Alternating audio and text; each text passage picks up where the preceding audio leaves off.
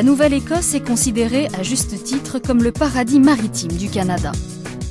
Dans cette presqu'île située sur la côte atlantique du pays, la mer n'est jamais bien loin et les forêts comptent parmi les plus belles du pays. Cette province canadienne est aussi connue pour être l'un des berceaux de l'Acadie, colonie française arrivée sur la côte ouest de Nouvelle-Écosse en 1604.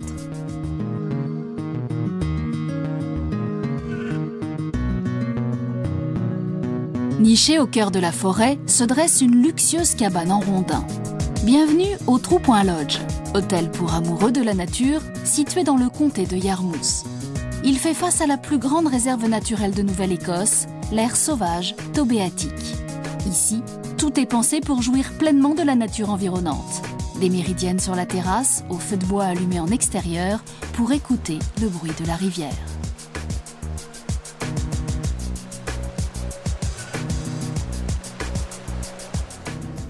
Ce projet a vu le jour il y a plus de 10 ans. L'idée originale de Vaughan et Charles était de construire un bâtiment en bois d'épinette, s'intégrant parfaitement au paysage. Le style rustique et traditionnel de ce pavillon de bois se fond complètement dans les 80 hectares de forêt de la propriété. Au détour d'un chemin de forêt, vous tomberez sur l'un des nombreux cours d'eau que compte la Nouvelle-Écosse. L'hôtel se situe à la convergence de 2 rivières.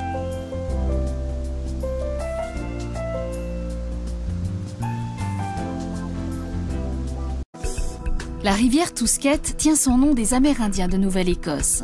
Il y a plus de 7000 ans, la tribu Mi'kmaq nomma ce cours d'eau Tousquet, ce qui signifiait pour eux les fourches. Il faut que je prenne garde où je vais, parce qu'on va se trouver sous cet arbre-là. Faut dire là, on est présent sur une avance et tout. Larry, personnage haut en couleur, est guide naturaliste pour l'hôtel. Il nous fait visiter ce cours d'eau chargé d'histoire. La rivière a joué toute la différence du monde dans la vie du Mi'kmaq. Ça rouvrit le terrain.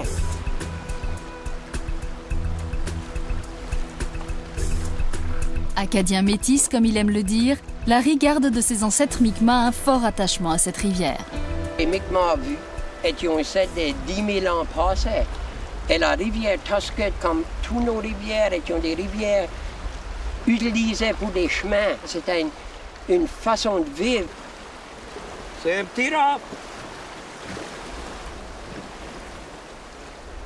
On a développé un monde qui est vraiment fort. Un monde qui a développé une façon de vivre avec la terre. Des façons qui sont utilisées à ces jours ici. De vieux temps, de vieux temps.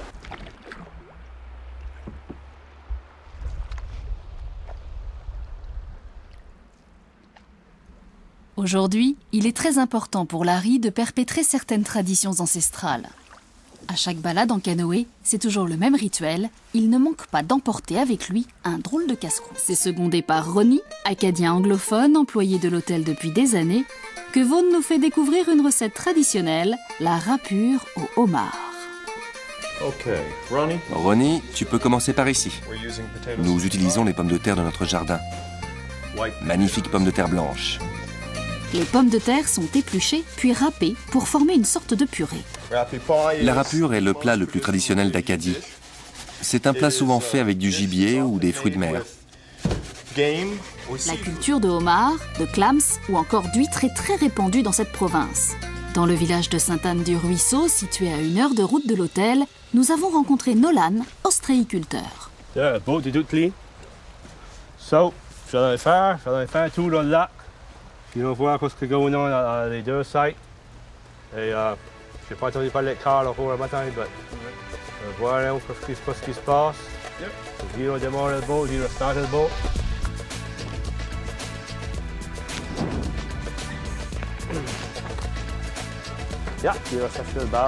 Avec son fils, Nolan part vérifier les 3000 cages de sa ferme à huîtres. Il y a 15 ans, ce pêcheur a découvert tout à fait par hasard quelques huîtres dans le ruisseau en bas de chez lui. Un excellent filon dont il a su profiter.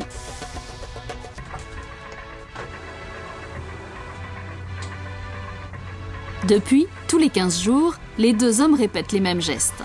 Retourner les cages pour nettoyer les algues qui s'y sont déposées.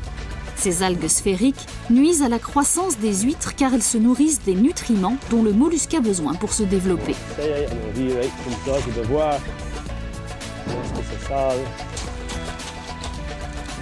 Historiquement, la pêche et les métiers de la mer ont toujours été pour les Acadiens la première ressource pour subvenir à leurs besoins.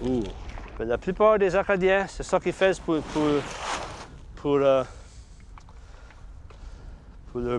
job, c'est les fruits de mer.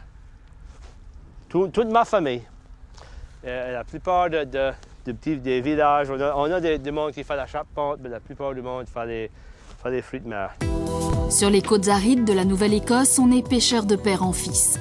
Une tradition que Nolan ne compte pas abandonner. L'homme est très fier de son métier et de ses huîtres au goût si particulier. Les huîtres du ruisseau sont différentes à cause que le ruisseau, l'eau dans le lac du ruisseau, c'est pas salé comme la mer. C'est encore salé, mais c'est moins, puis ça donne un meilleur goût aux huîtres. Wow!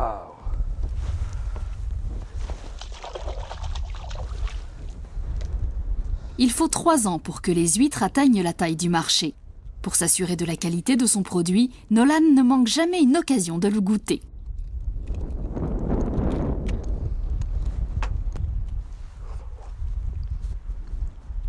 Ils sont bien.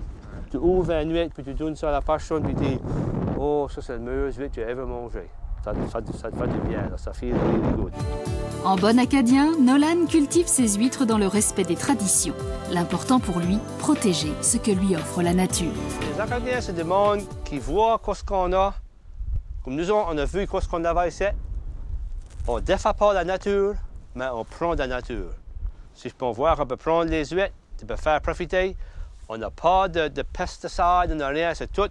C'est le soleil qui clean les cages, c'est le vent qui clean les cages.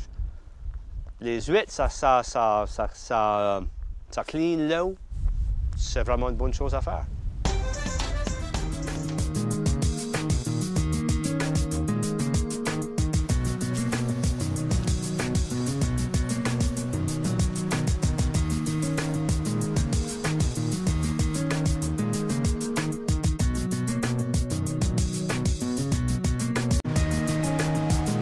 Explorer la forêt acadienne, c'est une véritable immersion dans des terres sauvages presque vierges. Ici, la nature douce et paisible vous inspirera le calme et la méditation.